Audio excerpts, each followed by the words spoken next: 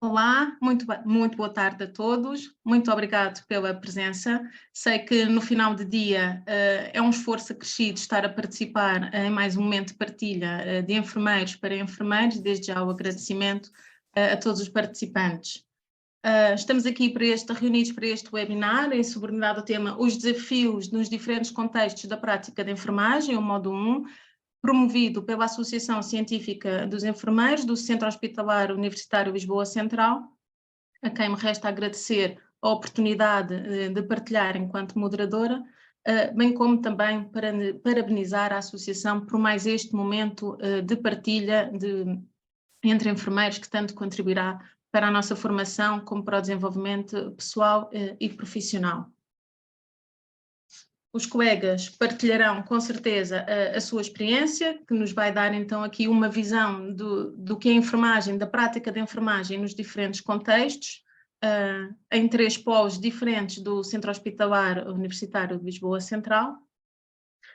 E só em jeito de introdução, em tempos tão conturbados na área da saúde, como todos sabemos, os enfermeiros continuam a ser interventivos e proativos, e os colegas são mesmo a prova disso através dos seus projetos e mostrando o desenvolvimento dos trabalhos que executam. Antes de mais, parabéns pelo trabalho que tive a oportunidade já de ver.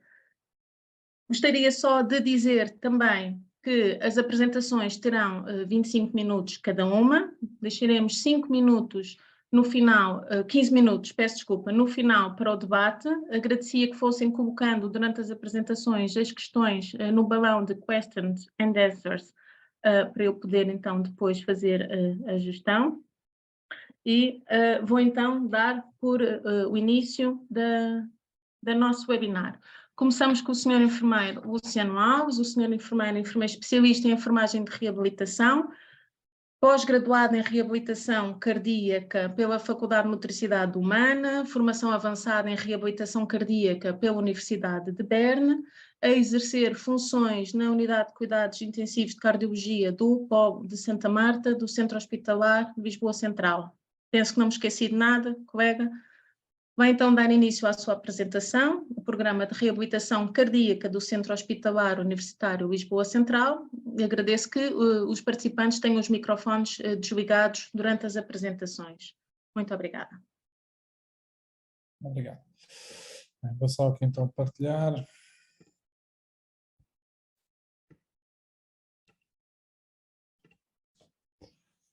Bem, desde já, obrigado também pelo convite e obrigado também à enfermeira Marta Brites pela apresentação.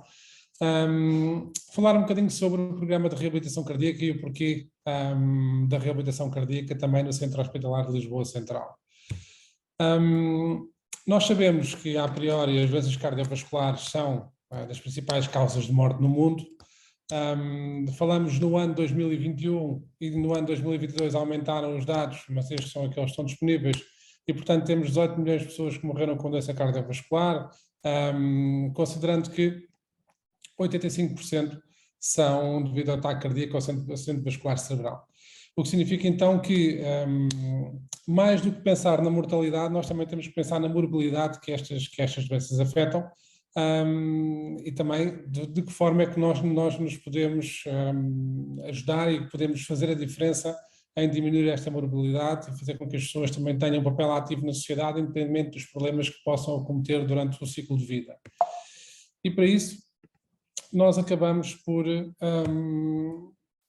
perceber que há muita coisa que nós podemos mudar na prática social destas pessoas, sabendo que o uso de tabaco, a dieta não saudável e a obesidade, considerando que 56% da população portuguesa tem excesso de peso, sedentarismo que melhorou com o tempo de Covid, porque as pessoas acabavam por ir passear as galinhas aos porcos muitas vezes na rua só para conseguir sair de casa, mas agora voltou novamente a piorar e, portanto, o sedentarismo tem estado a aumentar desde que as restrições da Covid passaram. O uso nocivo de álcool e, portanto, tudo isto são fatores de risco comportamentais, que se consegue mudar com alguma facilidade. Há um fator de risco muito importante para a doença cardíaca, que é o fator de stress, mas esse é muito mais difícil de mudar do que propriamente deixar de fumar ou sair de casa para dar uma caminhada ou fazer exercício físico. até porque dificilmente nós conseguimos mudar de personalidade ou dificilmente conseguimos mudar de trabalho e, portanto, o stress acaba por ser dos mais difíceis, mas também daqueles que nós percebemos o mais complexo do ponto de vista de doença cardíaca. E a nossa realidade acaba por passar por várias patologias, desde insuficiências cardíacas agudizadas, desde as arritmias, doenças valvulares, insuficiência cardíaca, doença isquémica, em que no Centro Hospitalar de Lisboa Central e no Polo de Santa Marta existem centros de referência de cardiologia e intervenção estrutural e, portanto, as colocações das próteses aórticas percutâneas, centro de referência também de transplante cardíaco, e sendo um centro de referência é expectável e é necessário que haja um centro de reabilitação associada. Óbvio que este centro de reabilitação, como eu irei explicar a posteriori, não pode ser um centro de fisiatria exatamente da mesma forma como temos pessoas com patologias osteoarticulares, e portanto tem que ser um centro onde o conhecimento da doença cardíaca e o conhecimento das alterações fisiopatológicas, já que as pessoas são acometidas num pós-evento cardíaco, tem que ser bem trabalhado e tem que haver um know-how para saber como trabalhar estas pessoas. Até porque o risco arritmogénico, o risco de morte súbita aumenta com a patologia cardíaca e, portanto, é óbvio que as equipas têm que ser bem estruturadas e bem trabalhadas. E, portanto, onde é que fica a reabilitação cardíaca? Há pouco tempo atrás, eu comecei a trabalhar há cerca de 18 anos, a reabilitação cardíaca era algo que não existia e, portanto, os doentes ficavam 5 dias acamados num pós-evento cardíaco e, portanto, acabaria por ser estritamente necessário o repouso associado a um evento cardíaco. Nós vemos que a partir de 2012, 2013, começa a haver já alguns artigos científicos associados à prevenção secundária portanto, da reabilitação cardíaca, a dar algum ênfase associado a isto. Vários artigos saíram desde então a dizer que era estritamente necessário que as pessoas deveriam evitar o sedentarismo e deveriam evitar efetivamente um repouso no pós-evento cardíaco e, portanto, acaba por sair umas recomendações para 2020, que são recomendações de desporto, que diz efetivamente que em classe 1 com o nível A, que tem que haver reabilitação cardíaca baseada no exercício em todos os doentes com doença arterial coronária. Portanto, que está provado que reduz a mortalidade, está provado que reduz o reinternamento e, portanto, que tem efetivamente aqui uma mais-valia para as pessoas. E, portanto, é óbvio que isto deixa de ser uma situação apenas no segredo dos deuses e passa a ser uma recomendação, e esta parte é muito importante para que...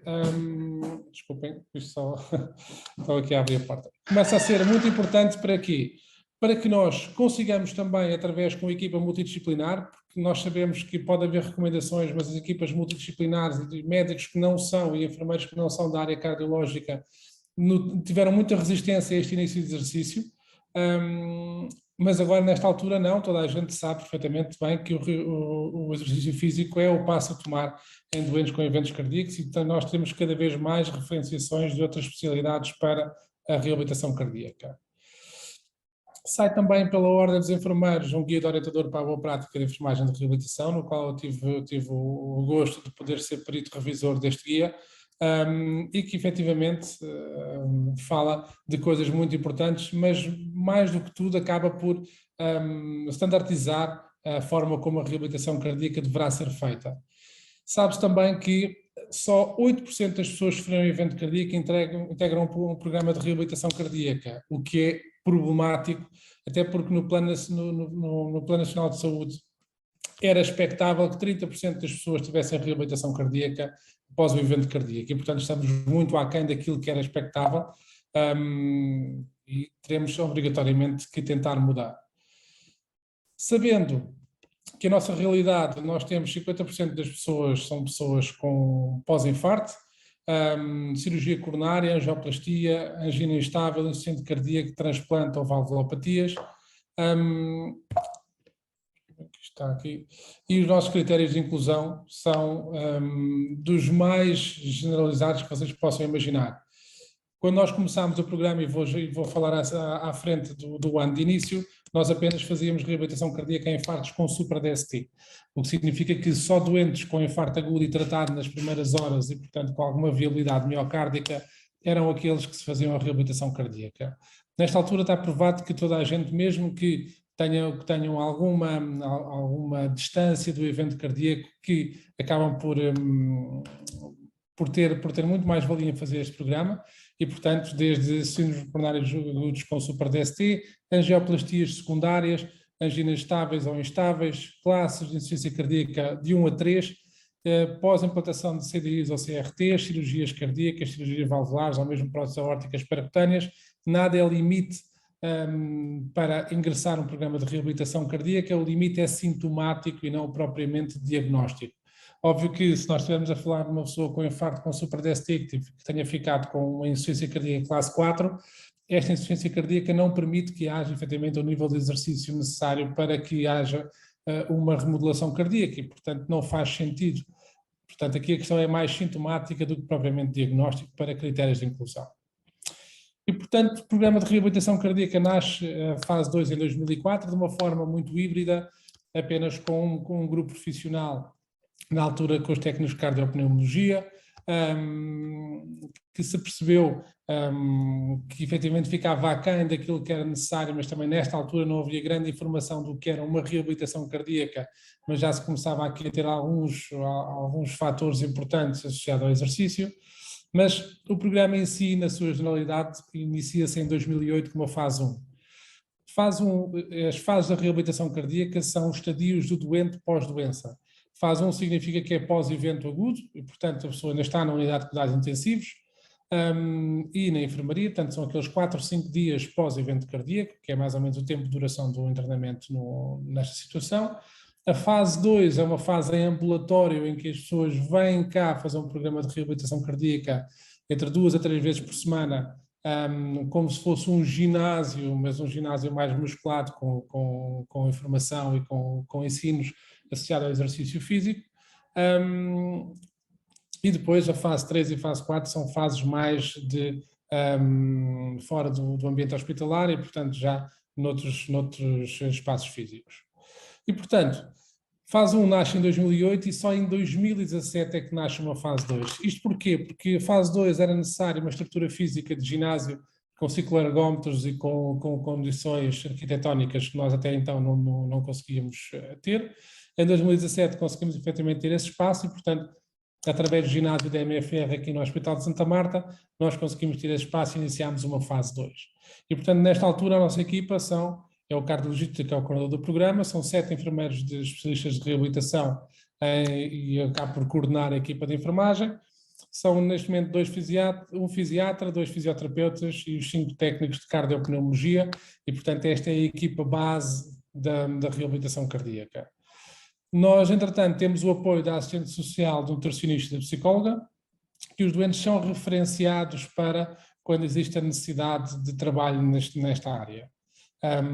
Até porque, infelizmente, como não fazem uma parte integrante, mas que era ótimo que nós tivéssemos pessoas dedicadas ao programa nestas áreas, porque são extremamente necessárias, mas considerando que existem algumas restrições de recursos humanos, portanto, nós fazemos efetivamente aquilo que conseguimos fazer melhor, que é quase dar a nossa vida e o nosso tempo pelos doentes, e, portanto, estas pessoas da assistente social, nutricionista e psicóloga acabam por ver bastantes doentes mais do que aqueles que conseguem. E, portanto, esta é a nossa equipa, portanto, acabamos por ser necessário apresentar este slide para também dar cara às pessoas e aos nomes que aqui estão. O que nós estamos a ver aqui, portanto, são as pessoas que eu referi, que trabalham todos os dias para, efetivamente, manter este programa a funcionar. Os critérios de exclusão, óbvio que, como eu falei, são apenas sintomáticos, mas quando nós temos pessoas com anginas não tratadas e, portanto, com dor a qualquer movimento não faz sentido, classe 4 de insuficiência cardíaca não faz sentido, desritmias não controladas, como são as taquicardias ventriculares, não mantidas, tem um risco arritmogénico muito grande e, portanto, o prato da balança vai pender para o lado negativo, portanto, não faz sentido fazer reabilitação. Portanto, várias são aquelas critérios de exclusão, mas muito associadas aos sintomas. Este do ponto de vista clínico, é óbvio que nós sentimos outras variabilidades de critérios de exclusão, como por exemplo falta de motivação das pessoas. Quando nós dizemos às pessoas que têm que vir 3 vezes por semana para um programa de reabilitação cardíaca, algumas acabam por torcer o nariz e acham que é despender muito tempo para fazer exercício físico, não faz sentido. Fator geográfico é outro problema. Nós, como vocês sabem, o nosso hospital acaba por receber pessoas vindas de Santarém e nós temos uma ligação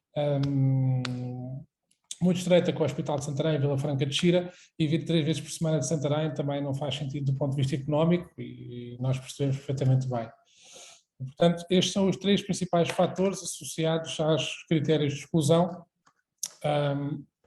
do programa de reabilitação cardíaca.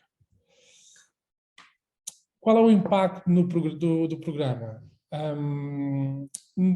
20 a 25% de diminuição de mortalidade e morbilidade, e portanto estamos a falar aqui de um ganho espetacular associado a um baixo custo, porque o custo da reabilitação cardíaca é o custo da deslocação ao hospital, até porque as pessoas não pagam as sessões de reabilitação cardíaca, não pagam as consultas, não pagam os exames necessários para se iniciar o programa, e portanto acho que é muito melhor do que provavelmente andar a pagar medicação para o resto da vida. Nós conseguimos ter uma maior compliance à terapêutica médica, até porque nós conseguimos estar com as pessoas 3 meses, 2 a 3 vezes por semana, e portanto estes ensinos são batidos e nota-se que ao final do ano as pessoas aderem muito melhor à medicação. Melhoria de tolerância ao esforço e os sintomas e também dos níveis lipídicos. Isto vê-se perfeitamente nas análises, que as pessoas começam a reduzir a hipercolesterolemia, muitas pessoas acabam por ter uma melhor relação e uma melhor efetividade da medicação propriamente dita, até porque o metabolismo celular aumenta e, portanto, toda a medicação tem um efeito diferente. Melhoria do bem-estar psicossocial. Muitas são as pessoas que estão de baixa, vêm ter connosco, fazem o programa de reabilitação cardíaca e voltam à vida ativa, o que para nós é um ganho espetacular. Redução, suspensão dos hábitos tabágicos, redução de stress. Este stress é associado não propriamente ao stress social do dia-a-dia, mas sim ao stress do medo de voltar a ter um evento cardíaco e, portanto, redução do stress no fator de binómio saúde-doença, diminuição de reinfartos, como é óbvio, e de procedimentos de revascularização. Estes são os grandes ganhos. E, portanto, fase 1 e fase 2 são o nosso departamento.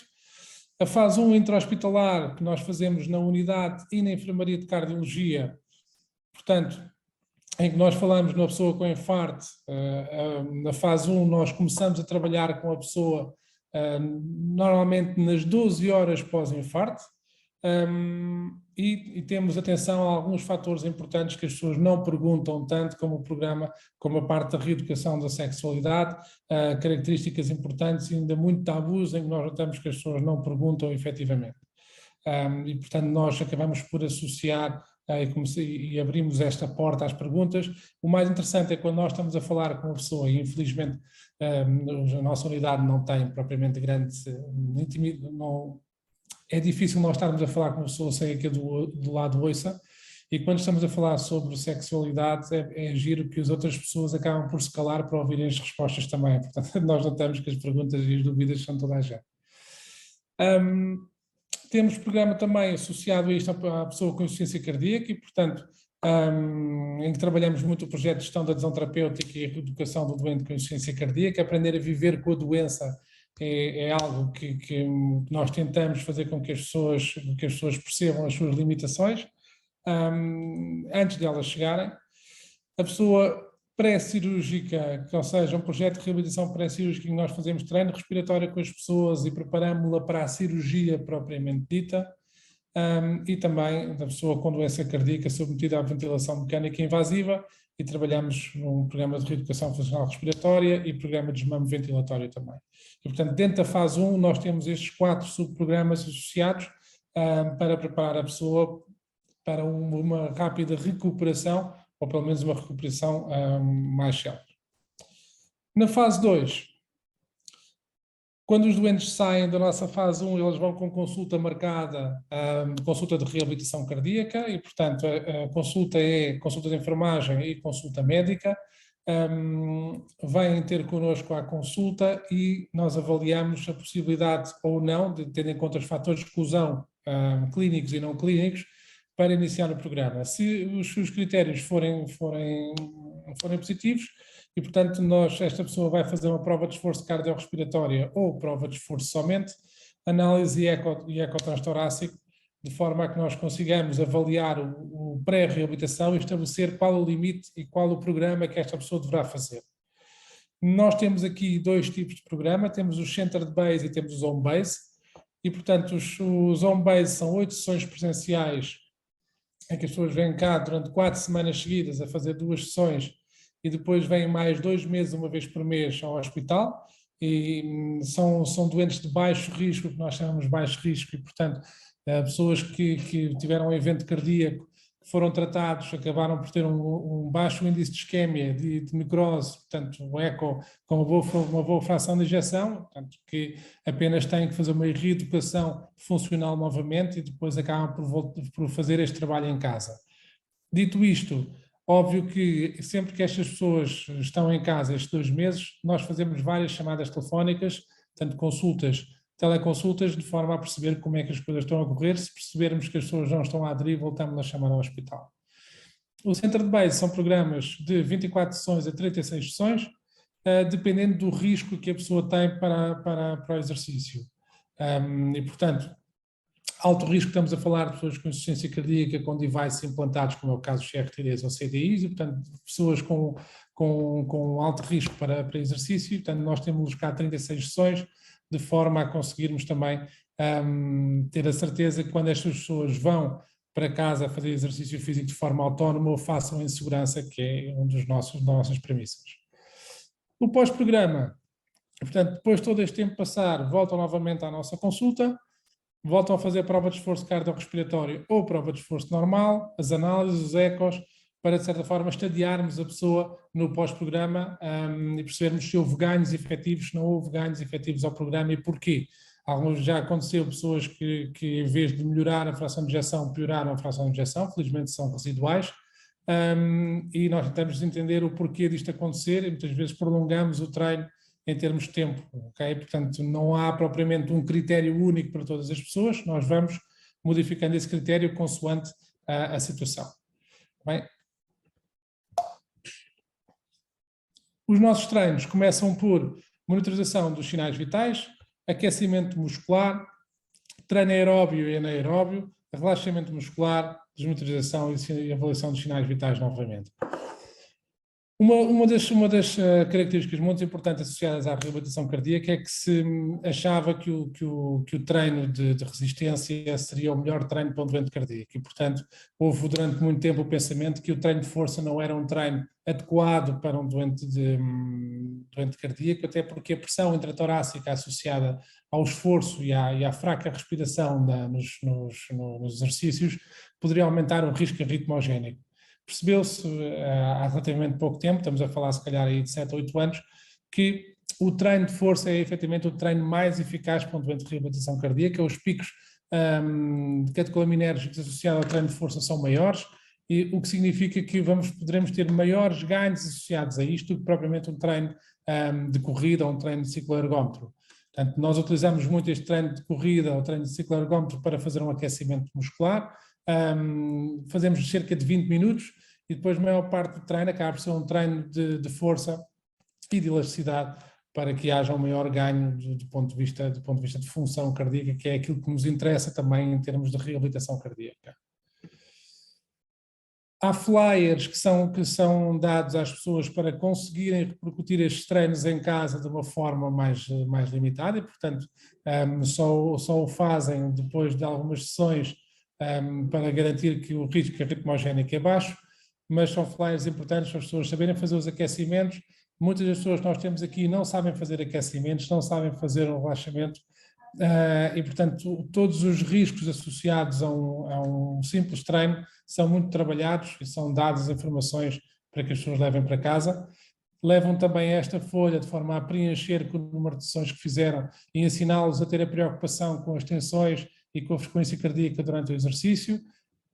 Muito importante para quem trabalha, sabendo que Já há muito tempo houve um senhor denominado Carbonen que estabeleceu uma regra para o número máximo de frequência cardíaca, mas que na realidade num doente cardíaco varia de pessoa para pessoa, e portanto eu posso ter uma pessoa em que tem uma frequência cardíaca máxima de 70% do máximo ou 60% do máximo, dependendo da doença. Portanto, nós estabelecemos esse máximo e a pessoa durante os treinos não pode ultrapassar essa frequência cardíaca, e é um dos ensinamentos básicos para todos os nossos doentes, e portanto todos eles acabam por comprar um monitor de frequência cardíaca associado a um relógio, a uma banda torácica. Os nossos treinos com algumas pessoas, e portanto com o nosso fisioterapeuta, com alguns técnicos, e o nosso ginásio com um aparelho, um carro de emergência que, independente de parecer tratado, funciona bastante bem. Isto são mais flyers. Relativamente ao carro de emergência, nós, na nossa reabilitação cardíaca, tivemos só uma situação de paragem cardiorrespiratória e a pessoa nem sequer tinha feito exercício, só tinha feito um teste de marcha de 6 minutos e que teve uma paragem cardiorrespiratória em fibrilhação ventricular e que, efetivamente, foi chocado, voltou para a hemodinâmica, tinha uma lesão na coronária direita de novo e voltou novamente à reabilitação cardíaca, já fez a reabilitação toda e está neste momento em vida ativa e a continuar a fazer exercício físico. Portanto, são ganhos espetaculares. E agora vamos imaginar que esta pessoa tinha efetivamente esta paragem cardíaca em casa ou no trabalho, e, portanto, os riscos efetivamente são muitos. Portanto, se há risco arritmogénico de exercício, poderá haver, mas se houver dentro de um hospital uma situação controlada, não é, o risco diminui bastante. Os nossos dados, nós temos aqui dados de 2017 a 2020, portanto isto é em termos de percentagem. Em Portugal, 8% dos doentes de infarto de miocárdio têm acesso a este tipo de reabilitação. Nós aqui temos 16% dos infartos reabilitados e, portanto, temos aqui temos 16% todos os nossos doentes reabilitados e 56% dos infartos são reabilitados. Portanto, estamos muito acima da média daquilo que era que é a média nacional. E de 2022, e os dados de 2021 acabam por ser dados muito complexos. Toda a situação do Covid acabou por nos limitar muito e tivemos o programa fechado durante algum tempo.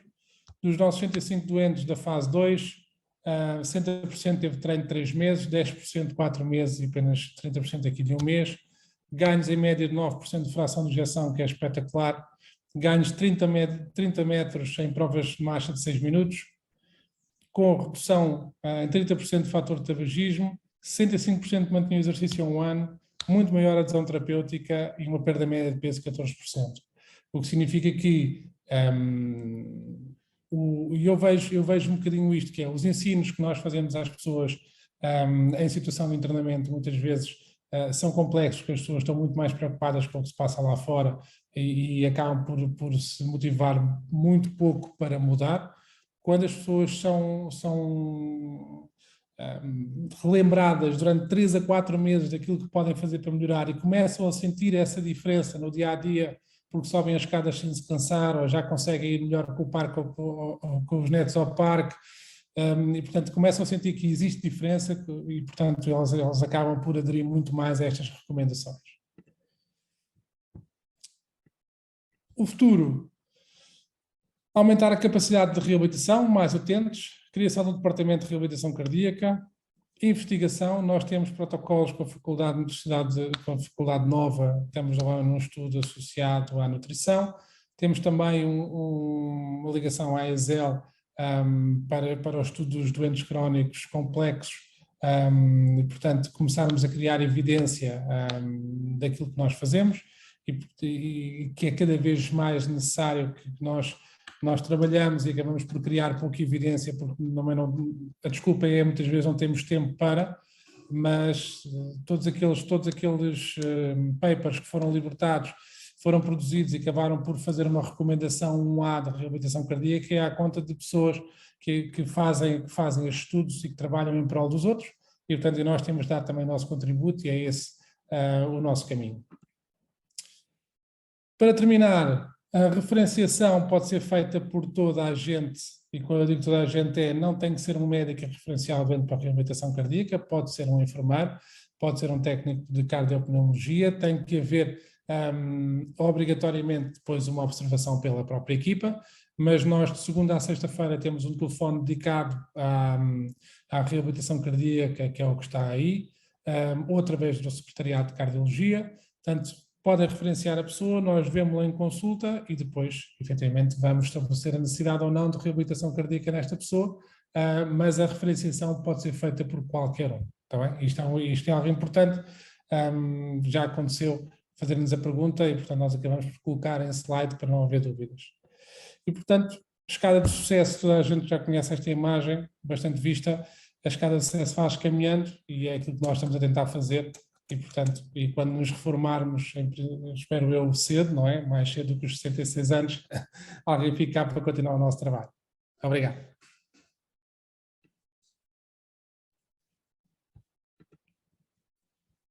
Muito obrigada, colega Luciano, um trabalho de facto muito interessante, que acho que elucidou bastante os participantes. Todos nós, nas situações de internamento, temos sempre doentes com alguma agudização de um evento cardíaco e às vezes ficamos, quem não tem tantos conhecimentos na área, um bocadinho sempre sem saber até onde é que podemos ir. Com certeza, uma consulta a recorrer. Muito obrigado pela partilha e muitos parabéns pelo trabalho. Passamos então agora a palavra à colega Daniela Matias, a senhora enfermeira a exercer funções no Centro de Responsabilidade Integrada de Urologia do Polo de São José, do Centro Hospitalar Lisboa Central, que vai então falar sobre o tema da urologia sem estigmas, o catetrismo intermitente, quando a decisão é sua. Boa tarde a todos, agradeço já o convite e agradeço também aos participantes após o trabalho, nos estão aqui a ouvir.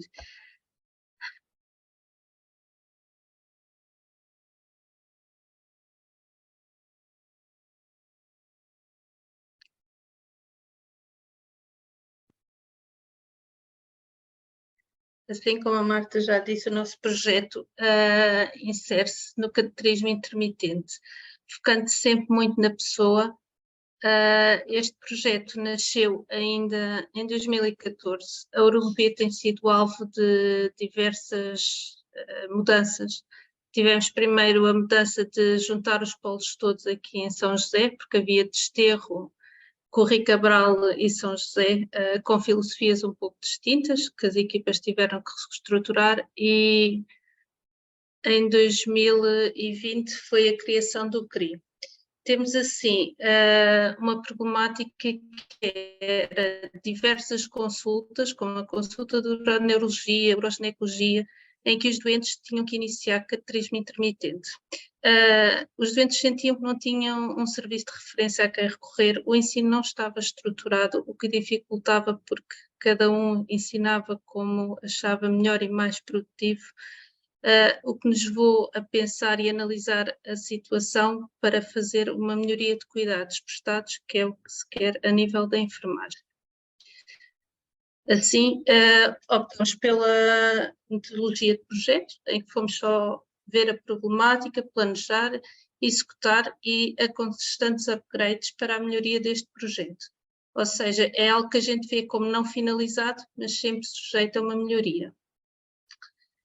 Assim, partimos para a elaboração do projeto escrito, da formação da equipa, para uniformizarmos os nossos cuidados, e quando digo equipa é bloco de exames, a equipa do internamento e de consultas, para que todos falássemos a mesma linguagem e os doentes soubessem exatamente onde recorrer. O reconhecimento dos recursos a utilizar partiu mais basicamente para uniformizar os folhetos de dados, uniformizar o que daríamos ao doente, para todos termos o mesmo percurso. Na urologia, há diversos tipos de doentes que necessitam então do catetrismo intermitente, sendo que eles estão em diversas fases de doença, o que também nos dificulta às vezes um pouco o como chegar ao doente, porque temos doentes oncológicos, doentes de bexigas neurogénicas em que se insere esclerose múltipla, espinhas bífidas, e os doentes que simplesmente têm a retenção urinária funcional. Partimos para então uma análise SWOT em que a equipa demonstrou interesse, havia motivação profissional das autoras deste projeto, apoio da SESFIA, a necessidade de criar sempre os indicadores de qualidade que ainda são escassos na nossa área, porém, como todos, batemos sempre com os recursos insuficientes e, por vezes, a falta de motivação devido à falha destes recursos. A problemática da incontinência urinária está estudada e sabe-se que representa um tabu. São pessoas normalmente muito jovens, associada em gama de pessoas de 30 a 50 anos que iniciam estes cateterismos, mas que chegam ao urologista já numa fase muito avançada da doença, porque ocultam, não verbalizam e isto dificulta muito na qualidade de vida dos doentes. Em Portugal só há um estudo feito na gama da prevalência da incontinência urinária e que difere muito, como podem ver nestes dois gráficos, as incontinências referidas pela pessoa e as incontinências que foram diagnosticadas. Ou seja, o doente diz, mas quando chega à fase de afirmar isto ao médico, muitas vezes oculta, o que dificilmente se diagnostica e dá um tratamento correto. Temos assim, como já disse, diversos tipos de doentes que vão ser submetidos a cateterismo intermitente e a necessidade de adaptar sempre este cateterismo à pessoa que temos em frente. O diagnóstico de incontinência urinária por incapacidade de esvaziamento surge e leva sempre ao cateterismo intermitente como uma solução de situação clínica versus algaliação. Porém, muitos doentes têm medo de executar esta técnica, o que leva a que muitos desistam e prefiram a algaliação permanente, sendo da parte do enfermeiro desmistificar estas problemáticas, dizer que é uma técnica limpa, que não aumenta o número de infecções, que permite até uma qualidade de vida melhor e especialmente da sexualidade, o que nestes doentes é bastante afetada. Assim, com o diagnóstico e a proposta surge a necessidade do ensino estruturado, da cateterização intermitente e da vigilância do mesmo, pois está descrito que em 2022 cerca de 55% dos doentes propostos para cateterismo intermitente ao final de um mês desistiram, o que nos levou a repensar o projeto. Assim, o nosso projeto inicia-se por uma consulta presencial após referenciação do médico ao nosso bloco de exames. Temos uma segunda consulta, aqui está presencial, mas devido aos problemas dos nossos doentes, tal como na cardiologia, serem fora da área geográfica, muitas vezes esta consulta é feita telefonicamente e fazemos um follow-up telefónico. Assim, e durante todo este ensino, debatemos muito o autocuidado, a melhoria da qualidade de vida, debatemos muito a sexualidade, como já disse, muito alterada nestes doentes, a promoção da saúde e o cuidado centrado na pessoa. A nossa filosofia é sempre o cateterismo adapta-se à pessoa e não a pessoa de cateterismo, e é isso que deixamos patente em todo o ensino. Este projeto visa então 3 momentos em que, como é óbvio, começamos com o acolhimento da pessoa e cuidador, deixar explícito que muitas vezes os doentes não querem a presença de um cuidador e isso deve ser respeitado. Porém, devemos sempre evidenciar a importância do envolvimento da família para que isto se leve a bom porto. Este acolhimento permite a gente desmistificar alguns medos, detectar algumas dúvidas, mas também personalizar o ensino que vamos fazer, pois é nesta avaliação que vemos as capacidades que o doente tem.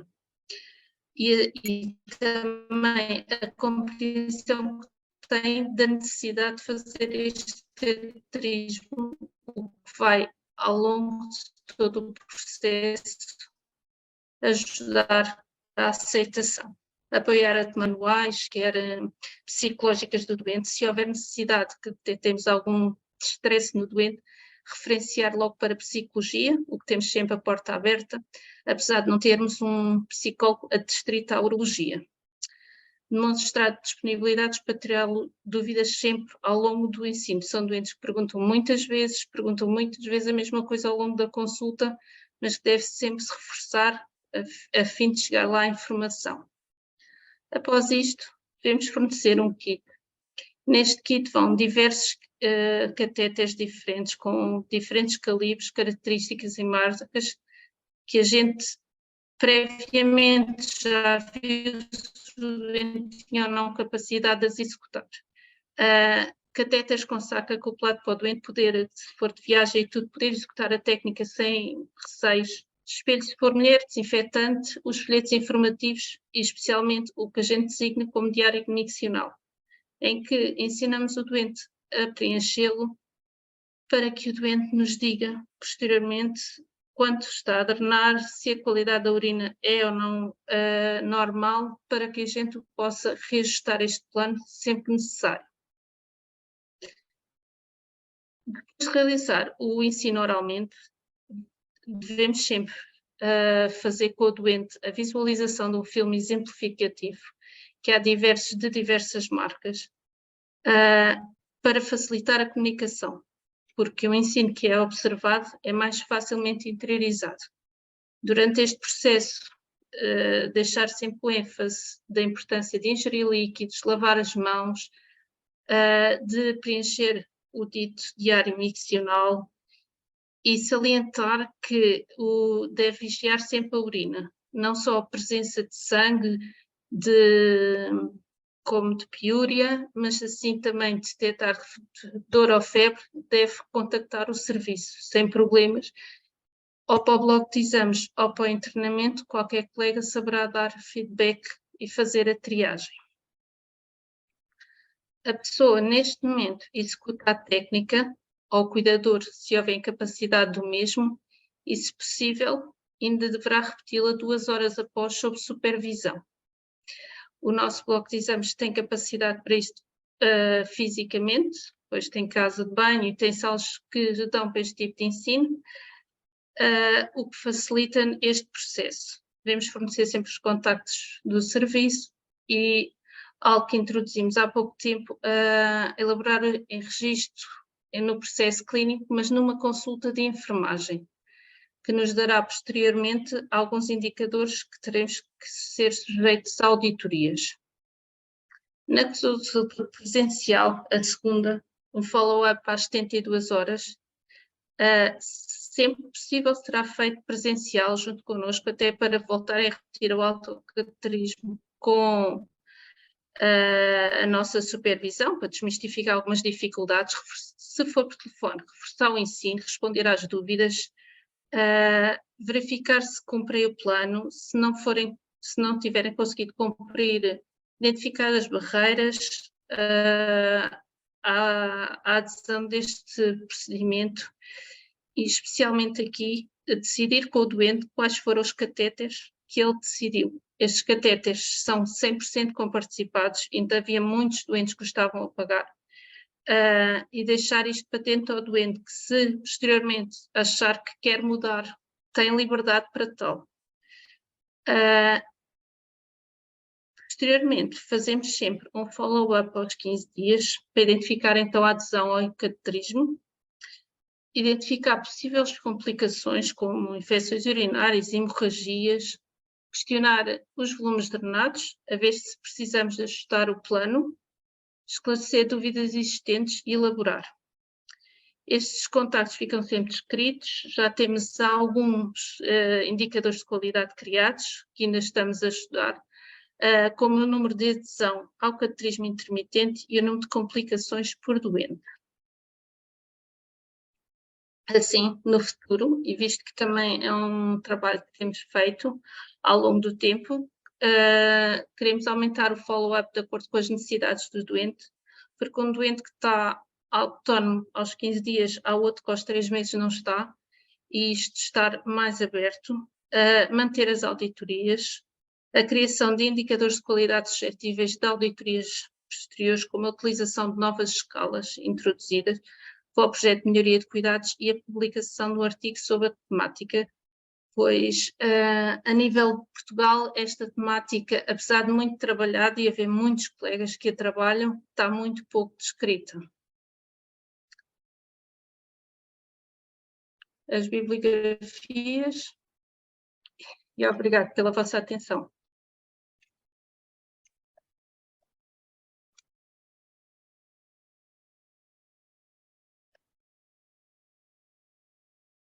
Muito obrigada, enfermeira Daniela, pela sua partilha do vosso projeto, também muito interessante na área da urologia. Com certeza vai ser um projeto com pernas para andar e com certeza irão fazer um estudo, porque é muito importante os registros para termos evidência, onde nos possamos basear. Parabéns também à colega e à equipa. Obrigada. Passo agora então a palavra à senhora enfermeira Célia Santos, também enfermeira especialista em enfermagem de reabilitação, responsável pela elaboração e implementação do projeto da consulta de enfermagem de reabilitação pelvi-perineal, presta cuidados especializados nesta consulta, acumula também funções no serviço de internamento da medicina física e reabilitação do Polo Correio Cabral, do Centro Hospitalar Universitário Lisboa Central, apoia ao enfermeiro gestor na gestão do serviço e substituindo nas suas ausências e impedimentos. Vai então apresentar a consulta de enfermagem, este projeto da enfermagem de reabilitação do pavimento pélvico. Muito boa tarde. Em primeiro lugar, quero agradecer à Associação Científica de Enfermeiros, vou aqui compartilhar primeiro a minha tela.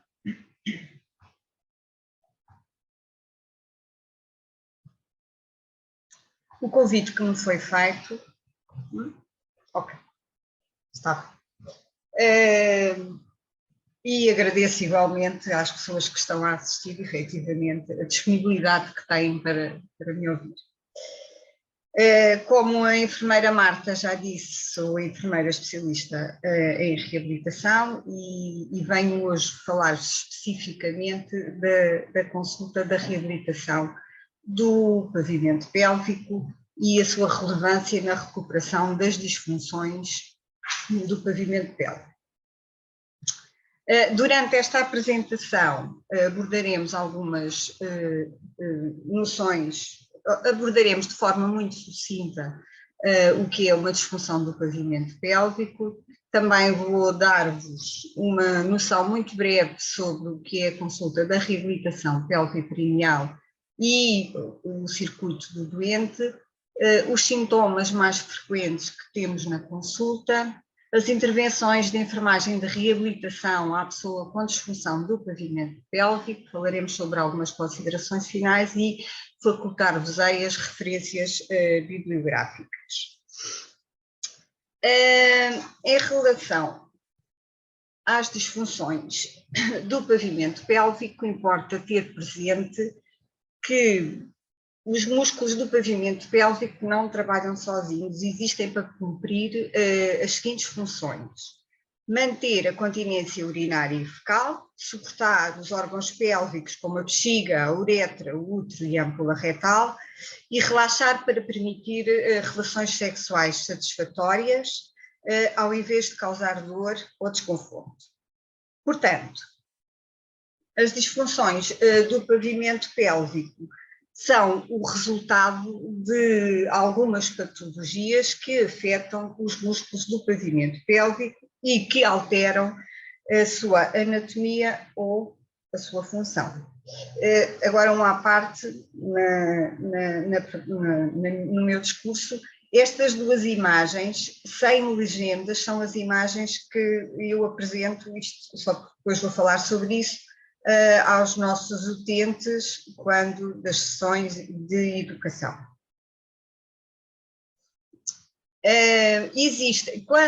Quando existem alterações da função ou da anatomia, sabemos desde já que o impacto que têm na qualidade de vida das pessoas, aliás, a colega Daniela já falou sobre isso, é de facto muito grande. E trago-vos aqui alguns estudos, existem uma série deles, se procurarem no Cielo, na EBSCO, existem imensos estudos, poucos feitos por enfermeiros, mas existem imensos estudos sobre o impacto negativo das alterações do pavimento pélvico na qualidade de vida das pessoas. Este é um estudo que fala sobre a incontinência urinária mista, que efetivamente tem uma alteração, provoca uma alteração muito grande na qualidade de vida das mulheres que sofrem desta sintomatologia, com altas prevalências de depressão e ansiedade, com várias atividades de vida alteradas, nos aspectos físicos, sociais, emocionais, humor, o sono alterados. Aqui existe outro estudo em que a qualidade de vida está prejudicada em todos os domínios, não aqui em pacientes, não só nas mulheres, mas em todos os pacientes incontinentes. Alterado o estilo de vida, comportamento, com depressão presente, com sentimentos de constrangimento presente. Existem também alguns artigos, não sendo estudos, que também nos dizem que as disfunções vesicosfincterianas têm de facto um impacto devastador na qualidade de vida das pessoas, limitando as suas oportunidades de emprego, funcionamento social, e que as pessoas se privam dos convívios sociais e familiares por constrangimento, com medo que aconteça algum acidente, têm efetivamente uma diminuição grande da autoestima, com vulnerabilidade, vergonha e por aí. Portanto, percebemos então esta importância dos cuidados de enfermagem de reabilitação a pessoas com este tipo de disfunções. A consulta da reabilitação pelviperineal, como já disse a enfermeira Marta, fica situada no Polo Correio Cabral, no centro hospitalar, e tem como objetivo prestar cuidados diferenciados na área da enfermagem de reabilitação a pessoas com alterações vesicosfincterianas, incontinência anal, obstipação, prolapso e dores pélvicas. A equipe é constituída por uma enfermeira especialista em enfermagem de reabilitação, que sou eu, e 3 médicas fisiatras. A referenciação pode ser externa ou interna. A referenciação externa é feita por via da consulta a tempo e horas e interna por pedido de consulta. Quem é que nos referencia? Doentes. Pode ser um médico de medicina geral e familiar, a urologia, a patologia coloretal, a ginecologia obstetrícia, a neurologia, a medicina interna, a clínica da obesidade também. Os pedidos chegam ao secretariado, que os enviam para o médico triador, que os distribui pelos colegas fisiatras que estão distritos à consulta, e após a primeira consulta com o médico fisiatra, ou a segunda, às vezes, enviam para a enfermeira especialista em enfermagem de reabilitação.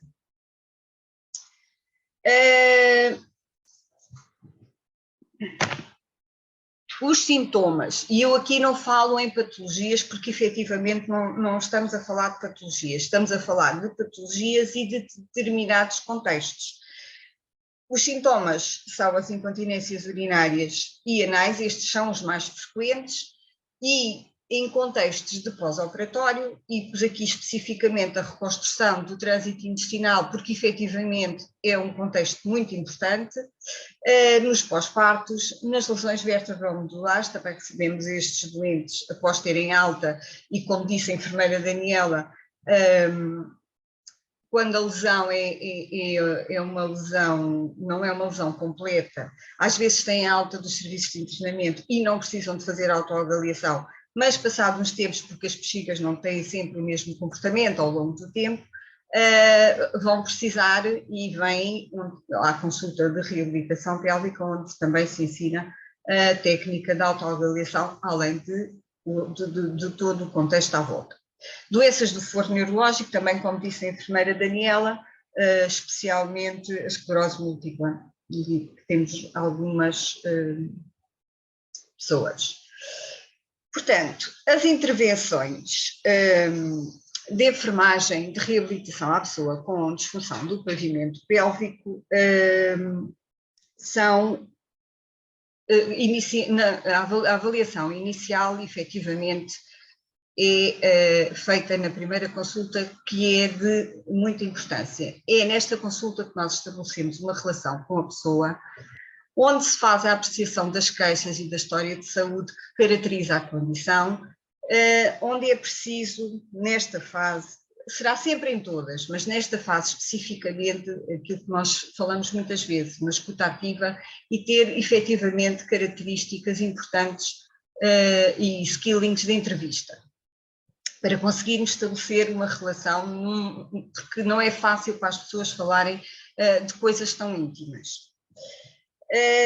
As informações necessárias a obter nesta primeira consulta serão, portanto, a sintomatologia, o início e a duração das queixas, o impacto físico, psicológico, social e sexual que têm as suas queixas, a ocupação que a pessoa tem. É importante percebermos se é uma pessoa que trabalha num supermercado, numa caixa de supermercado e não pode ir à casa de banho muitas vezes, se é uma enfermeira que trabalha horas a fio e que não vai à casa de banho, especialmente se for enfermeira instrumentista, também acontece.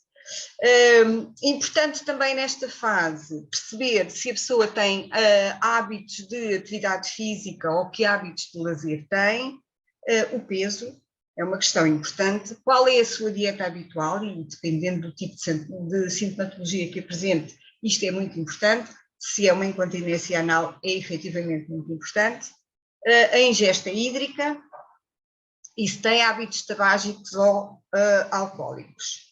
Pode haver necessidade de complementarmos estas informações dependendo do tipo de disfunção que a pessoa tenha.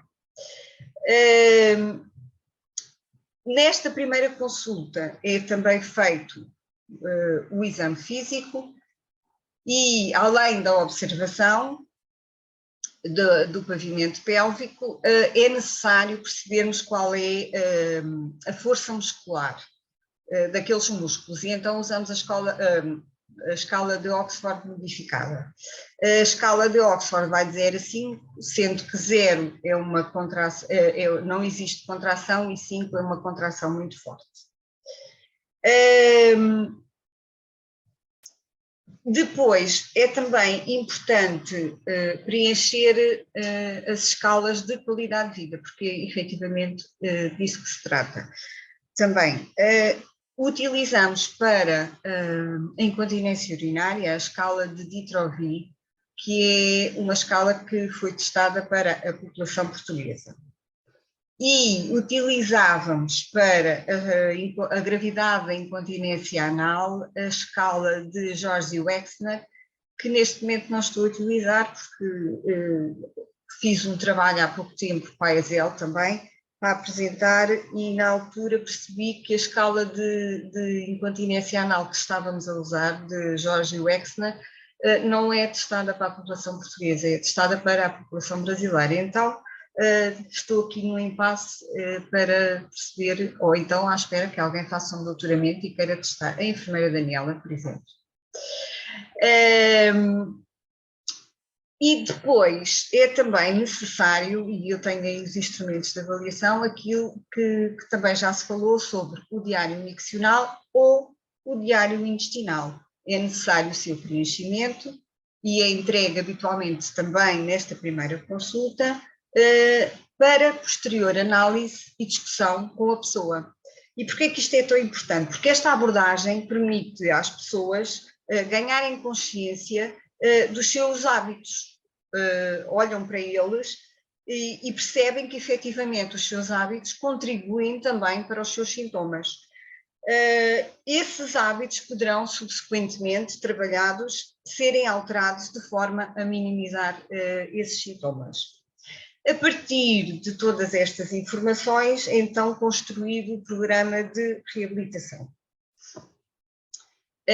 Eu há bocadinho não disse, mas as guidelines atuais recomendam que o tratamento conservador na área das disfunções do pavimento pélvico seja efetivamente de primeira linha.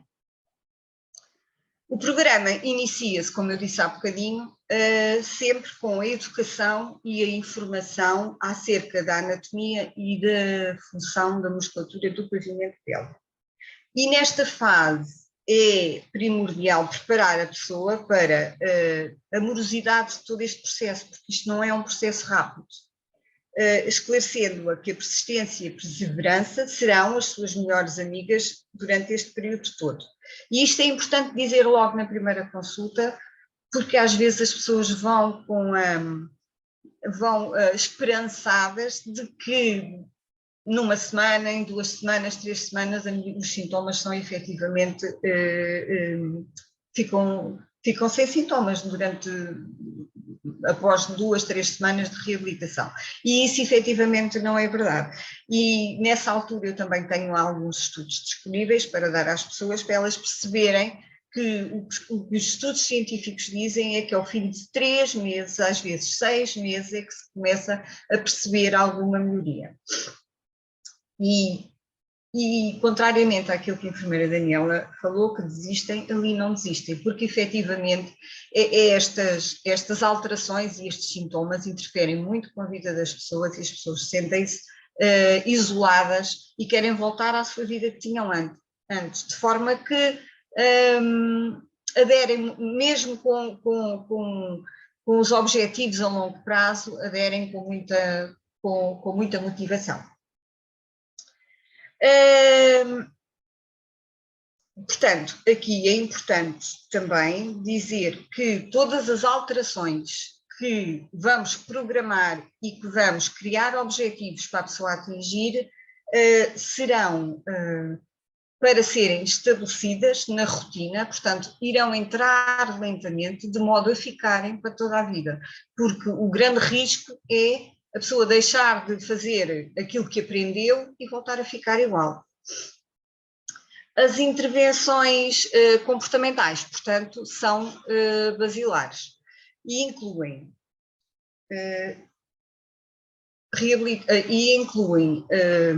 a gestão adequada da alimentação, e aqui, para esta parte, contamos, e eu também não informei, nós disse com quem é que nos envia doentes, mas não informei com quem é que nós nos articulamos, e efetivamente existe uma consulta muito importante com quem nos articulamos, que é a consulta de nutrição e dietética, especificamente na incontinência anal.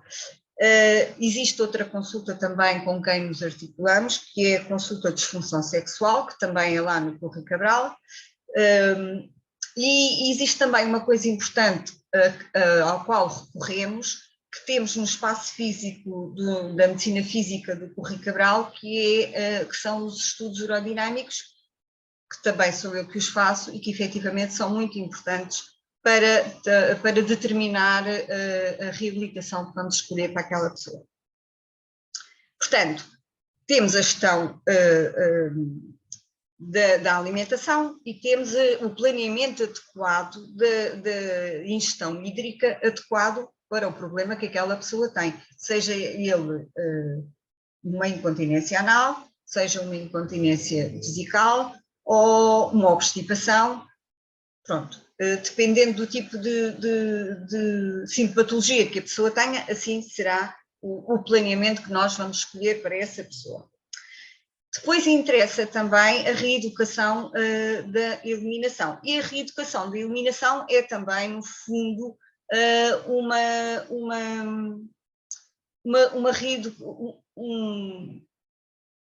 uma intervenção comportamental. Acaba por ser assim. Porque na reeducação da eliminação temos o treino vesical.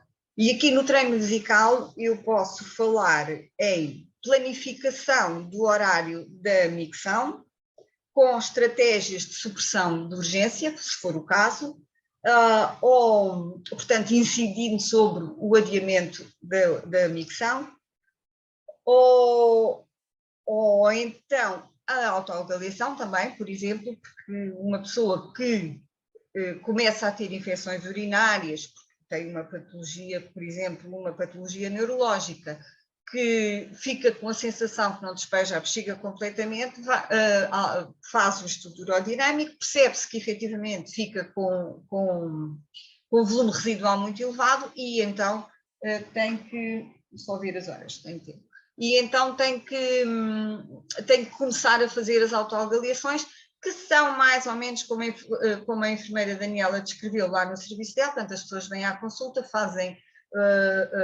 é dado o folheto, é explicado, a pessoa eu faço, a pessoa faz, e depois 48 horas após vem outra vez, e 72, e depois na semana seguinte volta outra vez, até eu ter a certeza de que a pessoa aderiu ao tratamento, ao procedimento, e que efetivamente está a fazê-lo bem feito, sem medo e sem trazer complicações para ele próprio.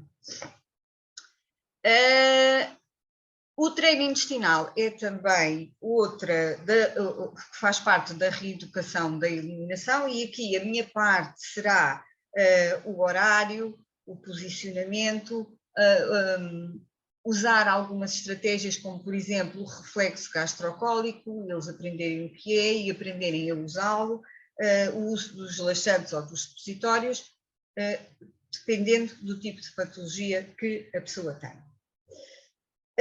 Outra intervenção que complementa a reeducação, seja ela da eliminação ou o comportamento da alimentação e da ingesta hídrica, é o fortalecimento muscular do pavimento pélvico, que tem como objetivo melhorar a força, a resistência e a coordenação. São ensinados exercícios que devem ser realizados numa variedade de posições. Portanto, inicialmente as pessoas aprendem a fazer os exercícios deitados, depois sentados, depois em pé e depois incluindo-os nas suas atividades, como por exemplo conduzir ou estar a fazer o jantar e pode estar a fazer exercícios. Estes incrementos são progressivos consoante as consultas subsequentes vão acontecendo, assim como os incrementos das abordagens comportamentais também são progressivos, consoante as consultas subsequentes vão acontecendo. O fortalecimento muscular pélvico pode ser complementado também pela estimulação elétrica funcional e pelo biofeedback, assim que a pessoa não consiga resolver a sua disfunção, conforme eu já descrevi anteriormente. Portanto, a nossa intervenção, a intervenção da enfermagem de reabilitação, incide sobre o planeamento da ingesta hídrica e da alimentação, a reeducação da eliminação e o ensino da autoavaliação, caso a situação seja essa, e a abordagem comportamental. É importante transmitir à pessoa que os comportamentos têm que ser adequados à manutenção da sua eliminação de forma saudável. Concluindo, a consulta visa a sistematização de um plano de cuidados diferenciado através da abordagem dos problemas da disfunção do pavimento pélvico, diminuindo o seu impacto negativo na vida social e familiar das pessoas. E a enfermagem de reabilitação efetivamente tem um papel importante, proporciona uma oportunidade com uma melhor qualidade de vida e uma melhoria na autoestima das pessoas. Deixo-vos a bibliografia que consultei para este trabalho, fica disponível se assim o quiserem, e agradeço a vossa atenção e fico disponível para perguntas que queiram fazer. Muito obrigada.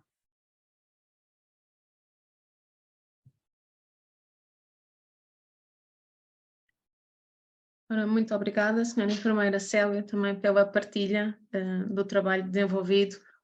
Com certeza, muitos dos participantes que assistiram a este webinar não tinham noção do trabalho que é desenvolvido nos diferentes polos e que também, assim, colega, parabenizo pelo trabalho. Muito obrigada. Bom, vamos dar então agora início aqui a um momento de partilha de questões e de esclarecimento de dúvidas. Antes disso e em jeito de conclusão, realmente a enfermagem é o que está mais próximo da pessoa. Qualquer um dos temas, diferentes povos, diferentes equipas, diferentes filosofias, porque sabemos que cada polo tem a sua filosofia distintas e nós reconhecemos isso, mas todos nós trabalhamos para estar o mais próximo da pessoa, somos agentes de mudança e de facto por mais heterogéneo e distinto que seja o contexto, os enfermeiros de reabilitação, outros especialistas e os enfermeiros no geral são mesmo a proximidade da pessoa e o foco é a pessoa, o seu bem-estar e a qualidade de vida, porque foram de facto os pontos abordados nas 3 apresentações e muitos parabéns aos colegas pelo trabalho desenvolvido. Vamos então aqui dar aqui oportunidade aqui a uns momentos de reflexão. Temos aqui então uma pergunta do colega enfermeiro Ricardo, que aborda aqui, nas apresentações foi abordada em comum a temática da sexualidade. De facto, é uma temática que algumas vezes os enfermeiros se secundarizam, infelizmente é isso, muitas vezes também acham que não têm o apoio de outros profissionais para poder dar respostas mais consistentes e esclarecedoras às pessoas e acaba sempre por ficar um assunto colocado para um segundo plano. Portanto, a questão é que como é que os prevetores se conseguem partilhar estratégias práticas que utilizam no dia-a-dia para falar deste assunto, da sexualidade, com os doentes e as famílias, e qual é que é a receptividade dos mesmos a esta abordagem?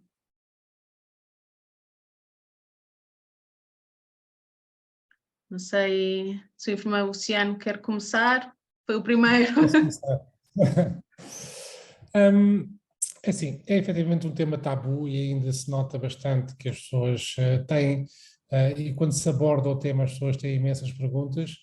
Óbvio que no programa de reabilitação cardíaca há aqui dois lugares muito importantes, e um deles um bocadinho mais intimista, que é na própria consulta da enfermagem. E, portanto, durante a consulta nós conseguimos estar só com a pessoa e, portanto, é muito mais fácil abordar estes temas. Se bem que a nossa estratégia acaba por ser falar da sexualidade do ponto de vista geral e dando alguns indicadores de complexidade ou facilidade para que as pessoas possam adquirir. Ou seja, vou dar um exemplo. Nós, em reabilitação cardíaca, falamos muitas vezes no gasto energético que as atividades físicas têm. E a atividade sexual não deixa de ser uma atividade física e, portanto, tem um gasto associado. E o gasto normalmente são 7 metros, que é uma unidade de oxigênio consumido por quilo por minuto.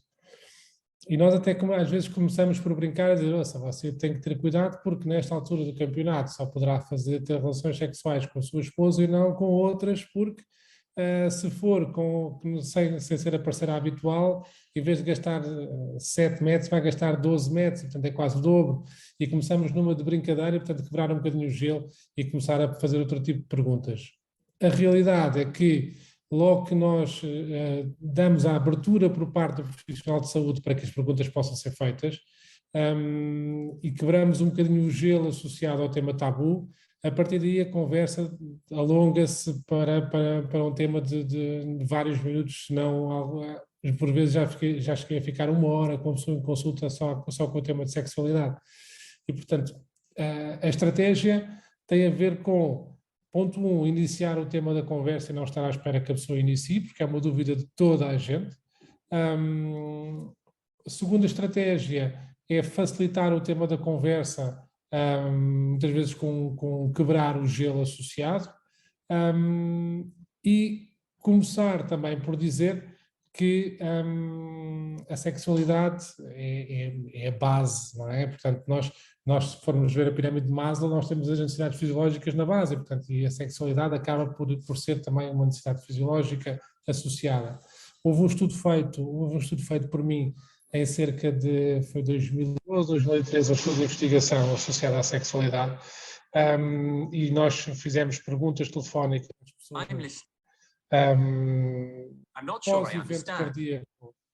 pós-evento cardíaco associado à sexualidade, e a parte mais interessante é que toda a gente que tinha iniciado atividade sexual pós-infarto ou pós-evento cardíaco sem problemas, eram pessoas dos quais esse tema tinha sido tocado em consulta. Na altura não havia consulta de reabilitação cardíaca, portanto era tudo consulta médica, e portanto, ao qual a informação era passada que não haveria problema de iniciar atividade sexual considerando determinadas posições, considerando gasto energético associado, entre outras características das quais nós falamos em consulta, essas pessoas tinham iniciado a reabilitação sexual sem problemas. E, portanto, eu concordo perfeitamente bem com aquilo que o Ricardo diz, é um tema que tem que ser abordado por nós, profissionais de saúde, e não tem que ser deixado à pergunta pela pessoa, porque a pessoa normalmente não irá fazer esse tipo de pergunta. Tem que ser uma abordagem, tem que ser proativa do profissional. Muito bem. Não sei se mais alguém concorda. É preciso, lá está, estabelecer esta proximidade e também mostrar à pessoa o caminho que está disponível, que nós estamos disponíveis para falar também dessa temática. Não sei se mais alguma colega quer também dar aqui uma resposta. Eu vou falar só da minha parte. Acho que, além de abordar o tema, é necessário também depois ter respostas para ele, sentirmos à vontade para nós próprios. Que há diversos estudos que abordam a dificuldade do profissional também aos nossos próprios medos, e isso liga-se na nossa relação com o doente. Também noto, da minha prática, que não é tão extensa como aos dois colegas anteriores, que os doentes querem uma resposta, uma solução para os problemas, não só falar sobre eles, mas é importante a gente depois ter alguma resposta para dar, o que na minha equipa temos alguma facilidade, devido talvez à especialidade em que estou inserida, e temos um grande background disso. Porque efetivamente muitos doentes verbalizam os problemas, mas depois, se não tiverem resposta, ficou só a partilha. É o que eles dizem, e que sentem à vontade porque efetivamente têm condução desses mesmos problemas e resposta para tal.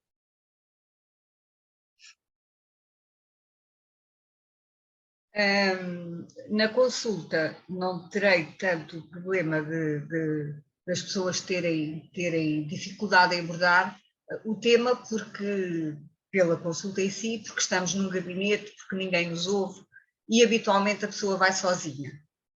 A não ser que tenha algumas questões, que seja um homem com a sua companheira ou uma mulher com o seu companheiro, às vezes também acontece. Mas a temática é abordada e também, às vezes, quando não abordo, eu pergunto sempre, por exemplo, nos doentes, não sei qual é a experiência da Daniela, mas nos doentes das escleroses múltiplas, por exemplo, habitualmente vão todos para a consulta de disfunção sexual. E as coisas, como a médica da consulta de disfunção sexual também está na pelviperineal, acabamos por partilhar as coisas e as pessoas vão dizendo como é que vai, com as estratégias que demos, como é que foram evoluindo, se está a correr bem, se não está. As coisas são feitas assim, pelo menos na consulta, com alguma serenidade, e eu acho que tem a ver com o espaço físico em si, que é fechado, estamos só nós, não está mais ninguém, e depois sentem-se mais à vontade, por isso acho que isso também é importante.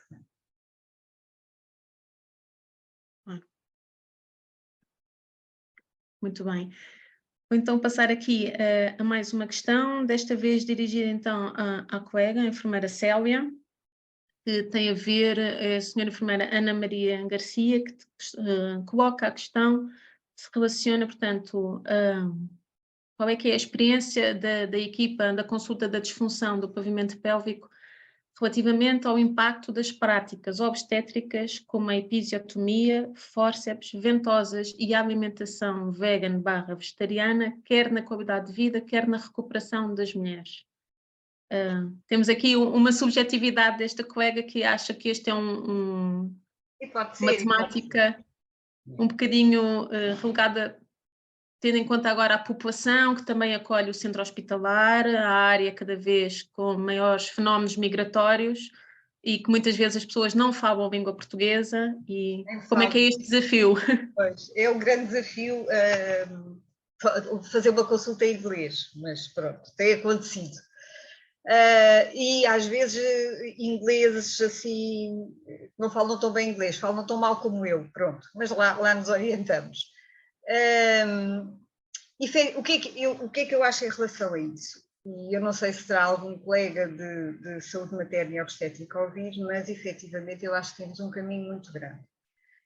Porque as mulheres não fazem, mas isto é o que o nosso centro hospitalar provavelmente tem para oferecer. Ou não sei. Não existe, as pessoas não estão muito preparadas para o parto, não fazem uma preparação para o parto, pelo menos as que ali chegam. Não fizeram uma preparação para o parto, depois tiveram partos violentos, que efetivamente é disso que se trata, e a recuperação é complicada. O ensino de massagens, o ensino de o retomar a atividade sexual. E enquanto falamos só em incontinência urinária, as coisas consegue-se ir recuperando com alguma calma, demora tempo, e efetivamente é um processo muito demorado, e depois numa pessoa que está focada num bebê, às vezes é complicado conseguir estratégias, porque isto tem que se adaptar, nós temos que nos adaptar à rotina das pessoas, conseguir adaptar uma estratégia dentro do dar mama, do mudar fralda, e a pessoa aprender a beber, ainda por cima dando mama, tem que beber mais, aprender as horas que tem que ir à casa de banho, fazer os exercícios de fortalecimento, não é fácil conseguir isto tudo. Depois, se existe, e também já houve, uma incontinência anal no meio destas complicações todas, porque efetivamente nós temos, eu acho que temos um caminho muito grande a andar ainda dentro da saúde materna e obstétrica. E então, se existem, se foi efetivamente uma coisa muito violenta e a pessoa tem uma incontinência anal, essa parte vegan é um bocado complicada, temos que dar ali muitas voltas, e eu recorro muito à consulta de nutrição e dietética. Usa-se muito os probióticos que ajudam, faz-se um plano ali entre a nutricionista, a nossa nutricionista, e os exercícios e os planos de horário, o posicionamento. Não é muito fácil. A pessoa no início está muito assoberbada, depois ainda temos a questão das hormonas, tem que ser com muita calma, mas consegue-se. Todas as pessoas que passaram foram recuperando, mas também estamos a falar de mulheres jovens e saudáveis, foram as que eu apanhei por ali, por enquanto. Não sei se respondi à pergunta. Eu espero que sim, que a colega, acho que foi bastante clara. Também temos aqui o papel cultural, não é? Que também às vezes nem sempre a cultura, não é? E algumas mulheres de algumas culturas também não têm abertura para procurar também os especialistas em determinadas áreas, não é? Portanto... mas eu, por acaso, estou surpreendida com essa questão da cultura e da abertura das mulheres muçulmanas e dos maridos muçulmanos.